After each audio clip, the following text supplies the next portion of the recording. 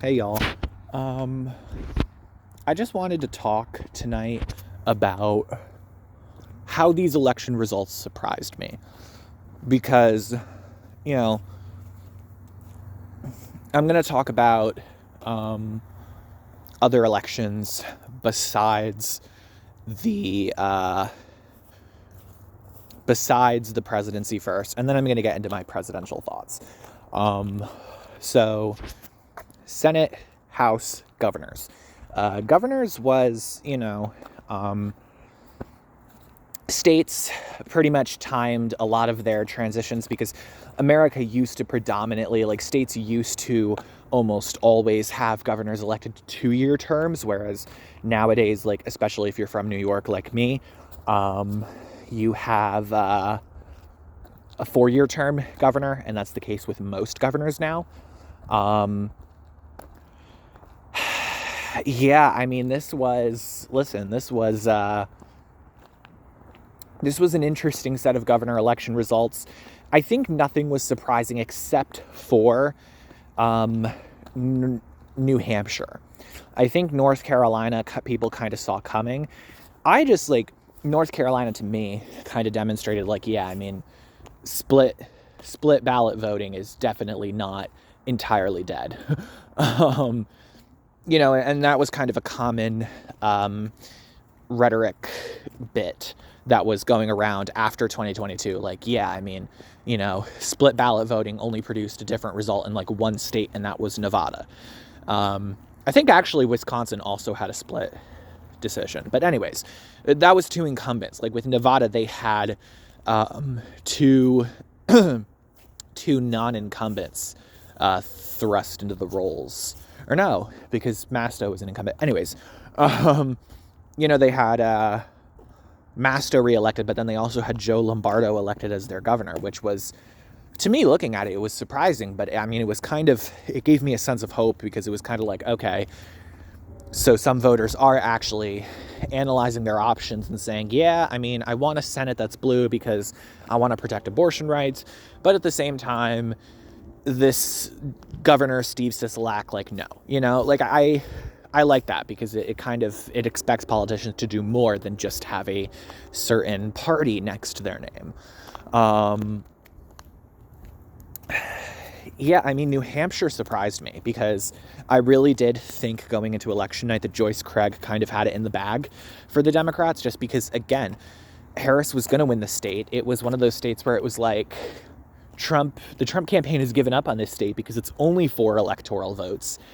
Yeah, it's closer than some of the other northeastern states, but it's not in a position quite yet to be easily flippable. And, New Hampshire's Republicans, they aren't like the other Republican parties across the country where they have so simply, like, flipped over to being very pro-Trump. Like, the New Hampshire Republican Party was...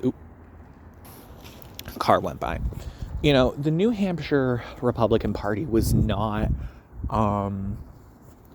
it isn't like shifting as much. And this is the case, I think, across New England, but specifically because state Republicans in New Hampshire have held power, and substantial power. I mean, they now have the governorship, and, they probably could win a Senate election at some point. Just because, to me, they're seen as the strongest state Republican Party up there. Part of it is they haven't really embraced politics like Trumpism. They really have kind of shifted in that regard. And I think that's really important, right? And I like that. Like, I kind of, after watching the debate, I was kind of rooting for Kelly Ayotte, the Republican former senator who lost her seat in 2016, but has kind of been trying to return ever since, but hasn't been able to. To me, like, it's kind of like a redeeming moment for her to be able to win this race, because she definitely was fighting an uphill battle. I mean, this was a quadrennial election. This was an election where the state goes presidency-wise, plays a huge part in how the election results play out. And ultimately, the rest of the candidates for state-level positions, they have to really fight to try and, push that presidential number kind of in their direction. We typically call it overperforming or underperforming. In this case, Kelly Ayotte overperformed Trump by quite a bit. And I think, when you look at the debates, I think it's pretty easy to say, like, this was just a failure on Joyce Craig's part, because she seemed incredibly robotic during the debate. I really didn't get the sense from her that she was, like, she never took her eyes off the moderators. She was very, I think, pretty standard with what she was saying. She was playing kind of the game that a lot of Democrats have been playing in the Northeast lately, which just hasn't been working out for them, especially in this election cycle where we're seeing like a red shift, where they're constantly saying, like, yeah, Republicans up here, they also want to get rid of abortion, even though, like, this is just not something you see with, like, New England and sometimes with New Yorker Republican politics. Like, the politicians are a lot more willing to not be stereotypical terrible politicians. Like, and that, to me, that's very interesting. And I think, as you see, different characters enter politics from the Republican side up here in the Northeast, I do think there will start to be some realizations among Democrats that, like, this isn't the route that we can take. Like, we can't take this route. Unless, of course, Trump passes a national abortion ban or gets a national ban done somehow else. Then, of course, that issue once again kind of springs back into light. So, yeah, other than that, I mean, Kelly Ayotte, good for her. I definitely probably would have voted for her if I lived up in New Hampshire. I think she just came across as a much more in-touch person with New Hampshire politics, and, like, I think that's refreshing among Republicans, because I think Republicans have really struggled under Trump to come across as in touch at all. But they're kind of lucky that Democrats are even more out of touch than they are. In a lot of cases, at least in 2024, they've come across as more out of touch. But anyways, Senate elections. Oh man, I mean, the Senate races in the Rust Belt were they were like entirely blue shifted compared to the presidency. I think there's a lot of people that are quite surprised that Bob Casey has lost. It's less about the fact that Dave McCormick won in a state that, like Bob Casey as a senator from Pennsylvania was seen as a very popular figure. And he, like somebody like Tammy Baldwin, who was also up for re-election this year, he was seen as somebody where it's like, okay, given how close the presidency is probably going to be, it's unlikely that you will see these two leave office. But no, I mean, Dave McCormick, he has come out and has won the race. I think very much helped by the fact that Trump won the state. And I think it's definitely kind of devastating for Democrats, because, like, they have one of these, I guess you could say better senators that they've now lost. And they have to wait 6 years to get that seat back. And that's a crucial seat, given it's in a pretty consistent battleground the last few cycles now. But I mean, with Josh Shapiro possibly on the rise to becoming the party's next presidential nominee, you never know. But anyways, what next? I mean, Michigan, Elissa Slotkin, kind of surprised me given how much I underestimated Trump in the state. But I mean, hey, I guess Mike Rogers just ran a terrible campaign. Tammy Baldwin, not surprising. People were consistently telling me that her challenger, Eric Hovde in Wisconsin, was just not up to win, regardless of how. And I mean, considering we now know the margin that Trump is most likely going to win Wisconsin by, which is possibly under a point, it makes total sense how Baldwin won that seat. Klobuchar, of course, won, although I think Royce, is it Royce White is his name, or Royce Craig? Or maybe both of those are wrong, but Royce something. He, I guess, is still planning to be a part of Republican politics, which is interesting. But then again, I mean, you can't really expect to be Amy Klobuchar, at least at this point. She's a very popular senator in Minnesota. Other Senate races, I mean, everybody was hyping up Colin Allred, and then that just failed abysmally. Like, it's not even like there was a substantial shift, a substantial overperformance from Allred ahead of Harris. Like, the state, like, it was just very disappointing, I think, for Texan Democrats. It's like we didn't even pull it that close, so that's from, I think, like, Ted Cruz won by like a likely margin, but I don't know. It's another one of those states where it's like the split balloting was just not there in this election cycle. So yeah, Ted Cruz won re-election. Two popular Democratic senators have both been defeated. Tim Sheehy, who was kind of, I guess, seen as an okay senatorial candidate in Montana, and Bernie Moreno, I think, widely considered to be not their best option. Like, they had better options and they went with one of the worst ones.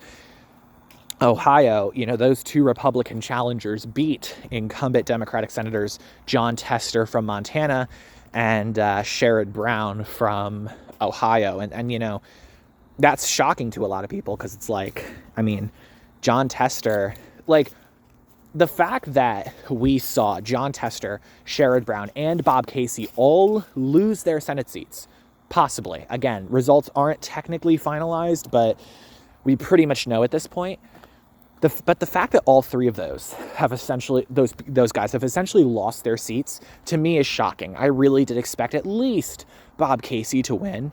And yeah, this is even after Trump picked candidates that people pretty much didn't like, they weren't as popular as other options that were at the table.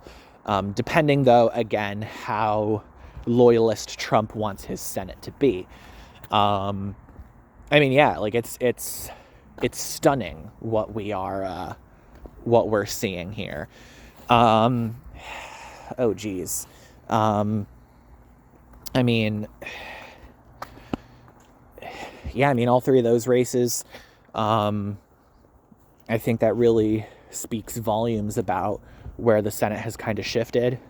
The Ted Cruz result, I mean, those, I think, results right there really are a testament to how much the Senate went, like, in a Republican direction in this cycle. Like, if Mike Rogers had won, that would have essentially been like a big time Senate victory for Republicans.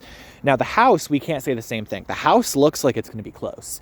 The House actually looks like it's going to be less than a 10-seat lead, less than a 10-seat majority for the Republicans, which is going to be very similar to the last 2 years with the House. And we know that, that's some of a majority. That means that any group of representatives could decide to kind of, fuck with things.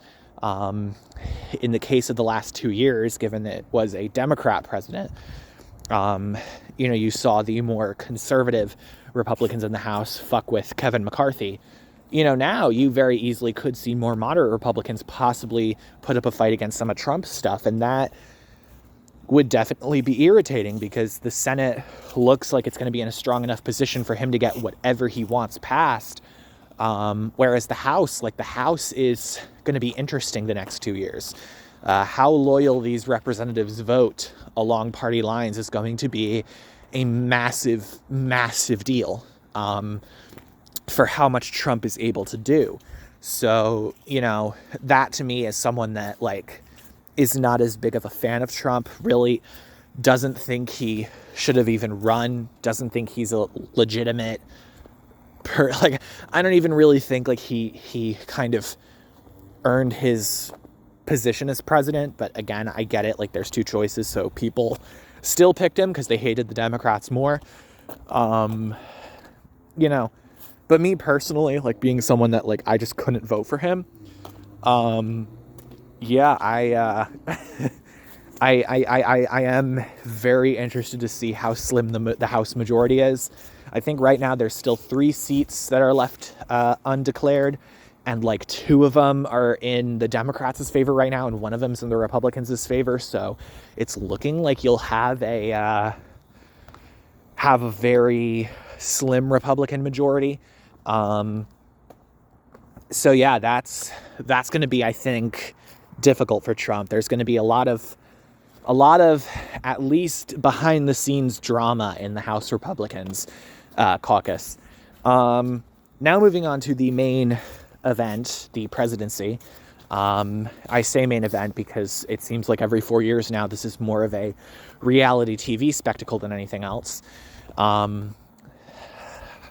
Yeah, I mean, I got the results somewhat right, somewhat wrong. It didn't feel like a win, but it also kind of felt like, okay, I knew like Trump was going to win by probably a decent amount.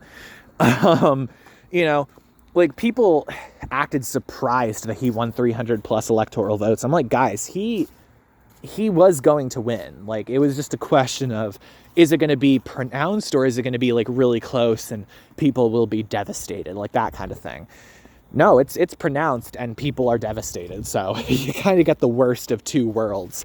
I mean, in terms of non-battlegrounds, I wrongfully predicted that Kansas was going to be likely red, as in between 5 and 15 points instead of solid, which is 15 plus points, percentage points. Which, just for the record, just so everybody who is watching YouTube knows, the way that percentage points thing works is a 52% to 48% election is a 4 percentage point victory. So that's what we're dealing with. So with, Kansas, it went by 15 plus for Trump. And I was expecting it to be a bit of a surprisingly close election, but no, Kansas stayed to its Republican conservative roots.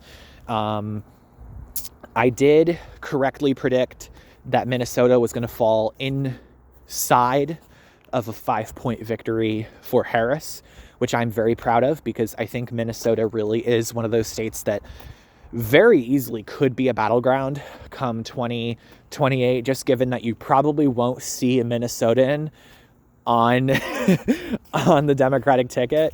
And Tim Walz kind of, I think in some capacity, really helped out Harris there. But I mean, yeah, like Minnesota went by just under 5 points. And like Minnesota's always been seen as kind of this like blue state. Like it went for Walter Mondale in 1984 when Reagan won by a landslide. It's crazy. I mean, but yeah, I mean, it's not that deep blue state anymore. It is a state that that you could definitely see Republicans win in elections in the future. In terms of battleground states, I am, by the way, I don't know if I correctly predicted New York, although I did see the under 15 coming, but I know I correctly predicted Oregon, which I'm very happy about. Battlegrounds, I got all but one of them correct, but I did not get their margins correct. Their margins I actually did quite poorly with. So in terms of margins, I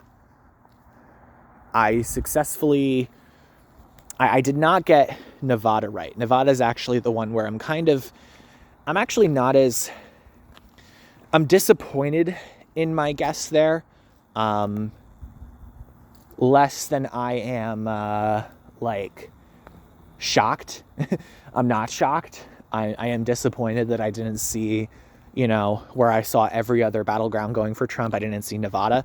Nevada just kind of seems to have more of a blue tint to it, being closer to California, having Las Vegas and Reno as considered to be blue cities.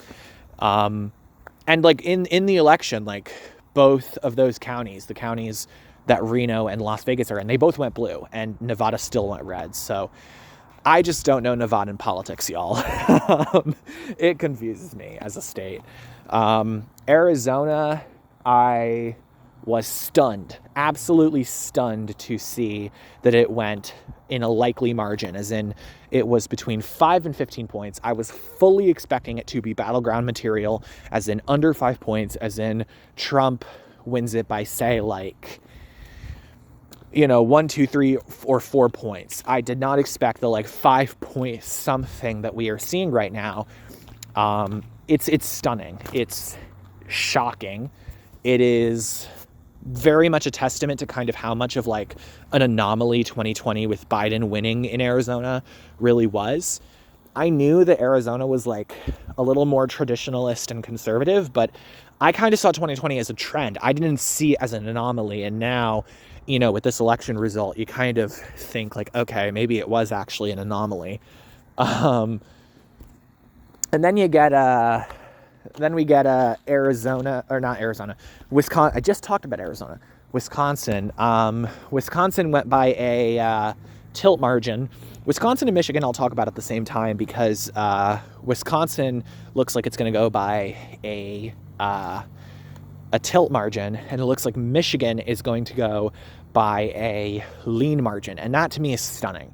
The fact that Wisconsin is less conservative right now in terms of voting, less Republican compared to Michigan, to me is stunning. I had a lot of models that came out in previous 10-day periods on Instagram where I had Michigan blue, Wisconsin red. I don't even know if I had a single map come out where I had Wisconsin blue and Michigan red. It just wasn't something that could have happened to me. And yet, it appears that very possibly could have been something that could have happened if Kamala Harris had performed better. So yeah, that's also shocking to me. That and Arizona are probably the two biggest shocks of the results for me, just in general. Pennsylvania looks like it swung back. Pennsylvania is starting to look even more like a sort of indicator of the national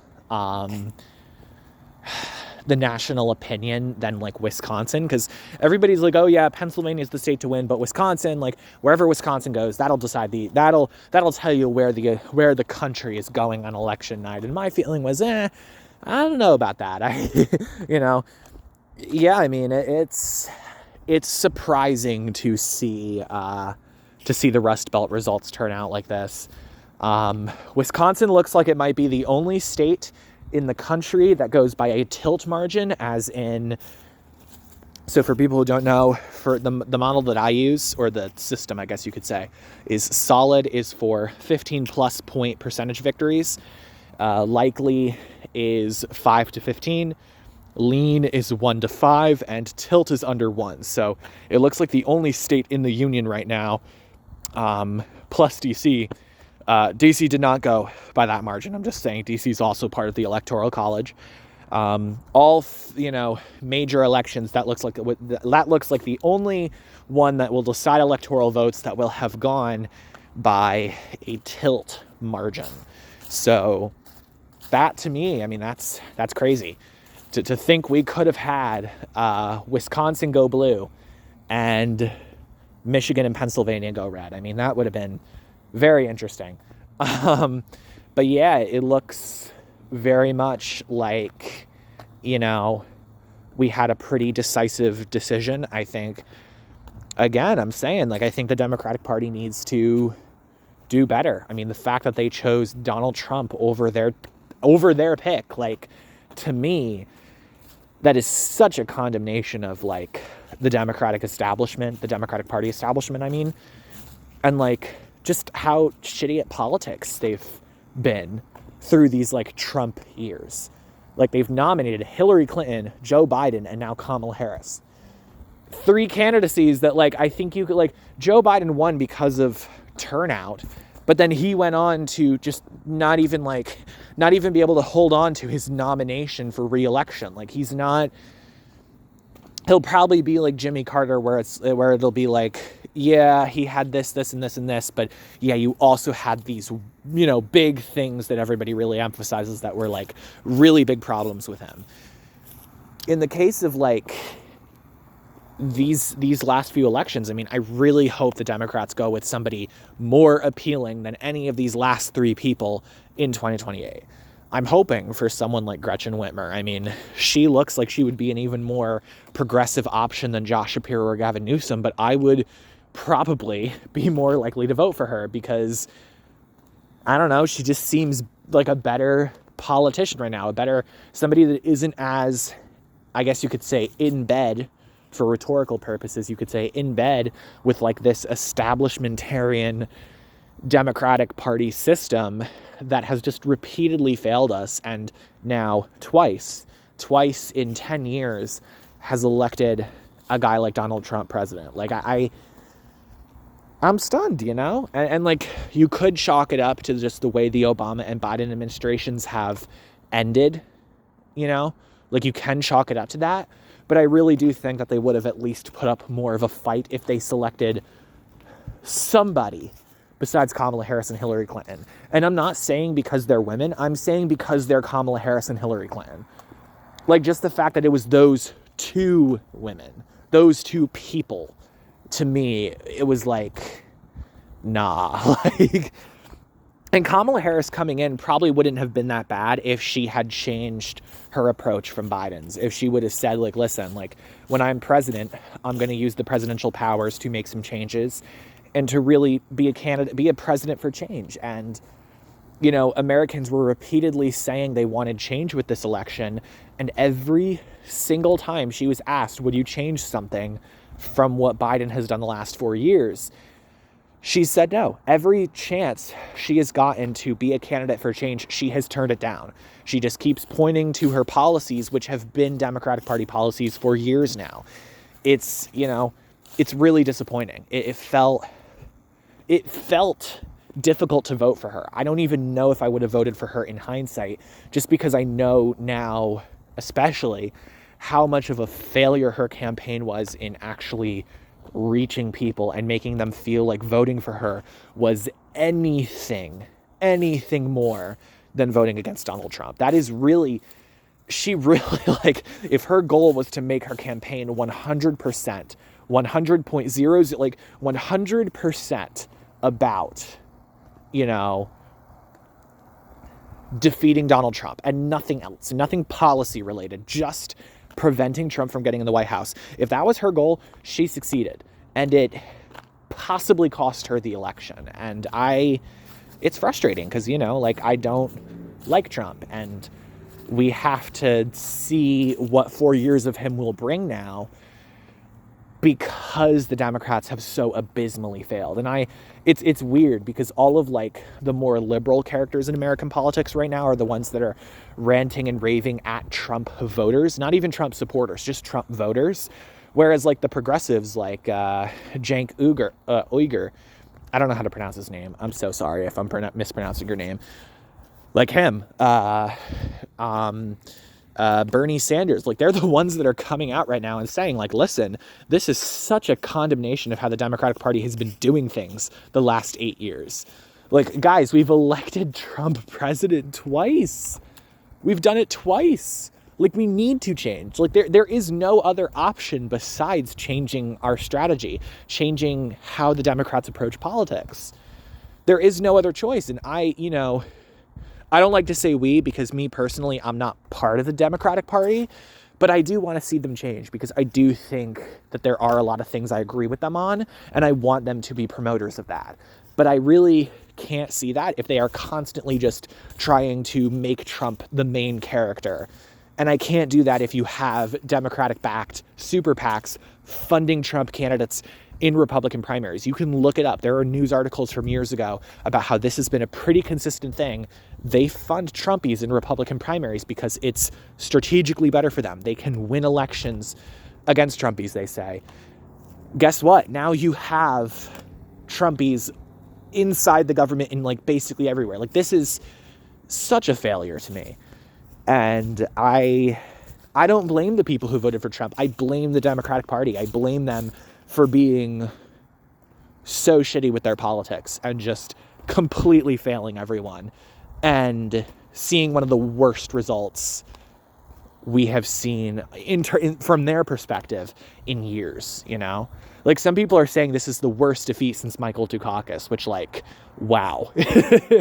Wow, you know? So, I mean, yeah, I really hope we change things. Not even we. I really hope the Democrats change things so I can call myself more of a partisan. Even though I don't really want to, because I'm very ardently, very vehemently against being a partisan. But, like, I want to support their politicians. It's so hard. It's so difficult.